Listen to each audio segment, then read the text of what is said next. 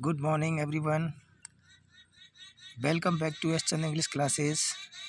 देखिए, आज हम आपके लिए लेकर आए हैं पोट्स एंड पैनकेक्स कक्षा 12 का 5वां लेसन और इसके क्वेश्चन आंसर। तो क्वेश्चन आंसर देखने से पहले हम इसके विषय वस्तु के बारे में चर्चा करते हैं। तो देखिए, इस पाठ के अंदर क्या बताया है। देखिए दोस्तों, इस पाठ में ये बताया गया है कि एक जेमिनी स्टूडियो है। जेमिनी स्टूडियो को विभिन्न प्रकार के लोगों के द्वारा चलाया जाता है जो विभिन्न राज्यों से आए हुए हैं। सबसे पहले वहाँ कोई बंगाली आया था, बंगाली के बाद महाराष्ट्रियन, फिर वहाँ एक लोकल तमिल हैं, कन्नाडिगा है। इस तरह से कई लोगों के द्वारा चलाया जाता है। तो जेमिनी स्टूडियो जो है ये राष्ट्रीय एकता का यानी नेशनल इंटीग्रेशन का एक एग्जाम्पल है वहाँ। इसके बाद बताया जाता है जेमिनी स्टूडियो के अंदर एक ऑफिस बॉय था, एक लड़का था। वो लगभग वैसे लड़का नहीं था लेकिन लगभग 40 ईयर्स के आसपास था, वो 40 वर्ष के, पर उसको ऑफिस बॉय के नाम से जाना जाता है। उस लड़के का काम उस स्टूडियो के अंदर है जो क्राउड प्लेयर हैं उनका मेकअप करना है। जो भीड़ का रोल अदा करते हैं, निभाते हैं, उन लोगों का जो पेंट करना है, उनका मेकअप करना है, वो उसी का काम है। यह लड़का जो ऑफिस बॉय के नाम से जाना जाता है, यह लड़का स्टूडियो के अंदर उस स्टूडियो के अंदर इस आशा में आता है कि भाई एक स्टार एक्टर बन जाए, एक टॉप स्क्रीन राइटर बन जाए, एक डायरेक्टर बन जाए या एक लिरिक्स राइटर बन जाए, और वह थोड़ा बहुत एक कवि भी था। इसके बाद हम इसमें देखते हैं कि एक है कोटमंगलम सुब्बू, जो कि कोटमंगलम सुब्बू है। उनका काम इस स्टूडियो के अंदर न्यूज़पेपर कटिंग करना है। न्यूज़पेपर की जो क्लिप है उनको कटिंग करके और एक फ़ाइल के अंदर स्टोर करना होता है। सभी लोग देखते हैं कि इसके पास कोई काम नहीं है, यही काम है, तो लोग आकर के उसको भाषणबाजी भी कर जाते हैं, लंबे लंबे भाषण सुना देते हैं। लेकिन वो बहुत ही महत्वपूर्ण और इम्पोर्टेंट करैक्टर है इस पार्ट के अंदर। वो नंबर 2 जेमिनी स्टूडियो के अंदर नंबर 2 पर है वो। बॉस के बाद उसी का नंबर आता है। वो इतना इंटेलिजेंट है, बहुत ज़्यादा इंटेलिजेंट है कि वो उससे अगर एक सवाल के हल पूछे जाएँ तो वो 4, 5, 10, 12 निकाल कर के ले आता है।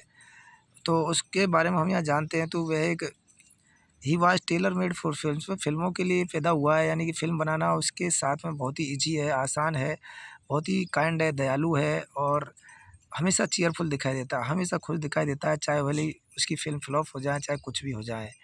तो इस तरह से कोटमंगलम सुब्बू के बारे में बहुत सारी बातें बताई गई हैं।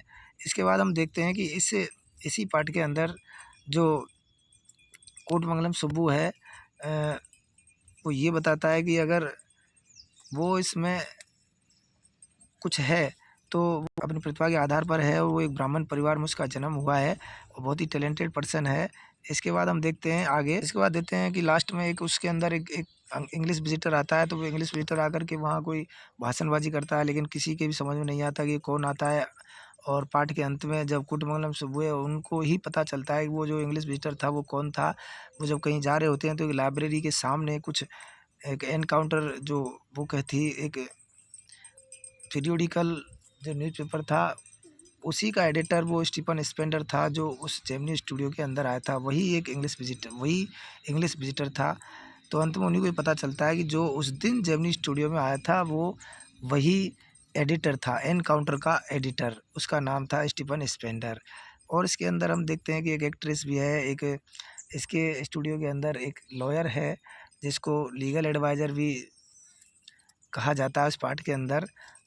तो इस तरह यही इस पार्ट के अंदर करैक्टर हैं और इसकी कोई ऐसी ख़ास कहानी नहीं है, बस यही बताया गया है। उनके ख़ास क्वेश्चनों के बारे में हम आपसे यहाँ डिस्कस करते हैं। तो देखिए, पहला क्वेश्चन है, व्हाट वाज पैनकेक? पैनकेक क्या था? तो pancake was the brand name of the makeup material that Gemini studio bought in truck loads. तो पैनकेक जो मेकअप मटेरियल जिसको जेमिनी स्टूडियो ट्रकों में भर भर के खरीद कर लाता था, उसी का एक व्यावसायिक नाम था। यानी कि जो ट्रकों में भर भर के जो मेकअप मटेरियल जेमिनी स्टूडियो खरीदता था, उसका व्यावसायिक नाम था पैनकेक। नेक्स्ट क्वेश्चन है, what was the duty of the writer in Gemini studio? Gemini studio के अंदर जो ऑथर है, जो राइटर है, जो वही कोटमंगलम सुब्बू है, उसकी क्या ड्यूटी थी? तो देखते हैं, the duty of the writer in Gemini studio was to cut out newspaper clipping on various subjects and store them in files. Many of these had to be written out by hand.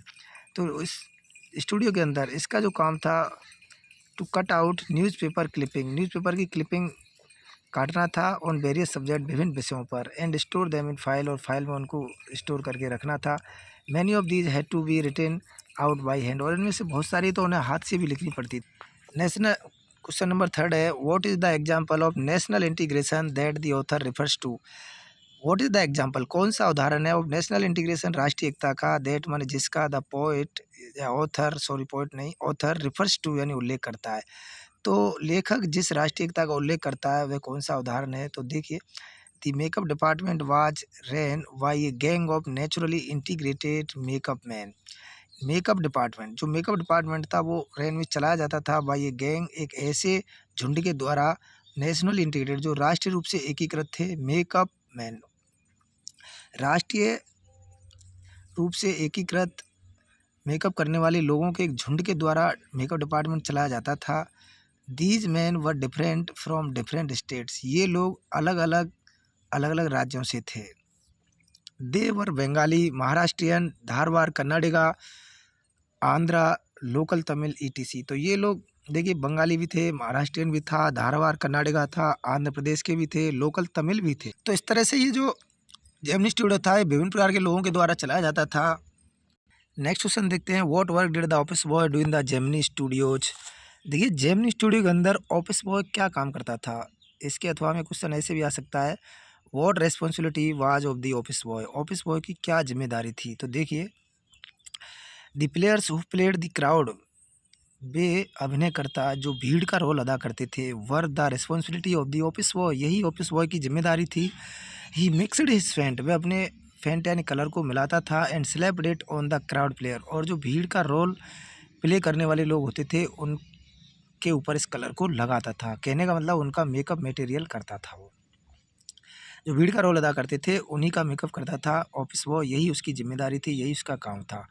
Next question देखिए, why did the office boy join the studio, office boy ने studio को join क्यों किया था, किस आशा में किया था। तो देखिए, the office boy join the studio in the hope of becoming a star actor, office boy ने स्टूडियो को ज्वाइन किया था इन द होप ऑफ यानी की आशा में, बिकमिंग यानी बनने की, ए स्टार एक्टर यानी कि स्टार एक्टर बनने की आशा में, और एक टॉप स्क्रीन राइटर बनने की आशा में, डायरेक्टर बनना चाहता था, और लिरिक राइटर कहने का मतलब lyric writer, director, screen writer और स्टार एक्टर बनने की आशा में उन्होंने और जेमिनी स्टूडियो को ज्वाइन किया था। He was a bit of poet, और वह हल्का सा एक कवि भी था, थोड़ा सा कवि भी था, यानी कि पोइट्री भी लिख लेता था। तो इस तरह से उसने स्टूडियो को ज्वाइन किया था। नेक्स्ट क्वेश्चन है, who was the English visitor to the studio, studio के अंदर आने वाला अंग्रेज आगंतुक कौन था। तो देखिए, the English visitor to the studio was Stephen Spender, studio के अंदर आने वाला जो इंग्लिश विजिटर था वो स्टीफन स्पेंडर था। The editor of the Encounter जो पीरियडिकल था उसका एडिटर था, उसका संपादक था ये। तो आगे होगी समझ में कि इंग्लिश विजिटर कौन था, ये स्टीफन स्पेंडर था जो एनकाउंटर का एडिटर था। नेक्स्ट लास्ट क्वेश्चन है, what does the God that failed refer to, ये जो गॉड दैट फेल रिफर, ये किससे रिफर टू का मतलब है संबंध रखता है। ये जो गॉड दैट फेल, ये जो नोवेल है इसका संबंध किससे है। तो देखिए, the God that failed refers to 6 famous wise man, ये 6 बुद्धिमान लोगों से संबंध रखता है। It tells their journey into communism, यह है उनकी यात्रा को कम्युनिज्म में वर्णन करता है, यानी कम्युनिज्म की तरफ उनकी यात्रा जो उन्होंने की थी उसका वर्णन करता है। And there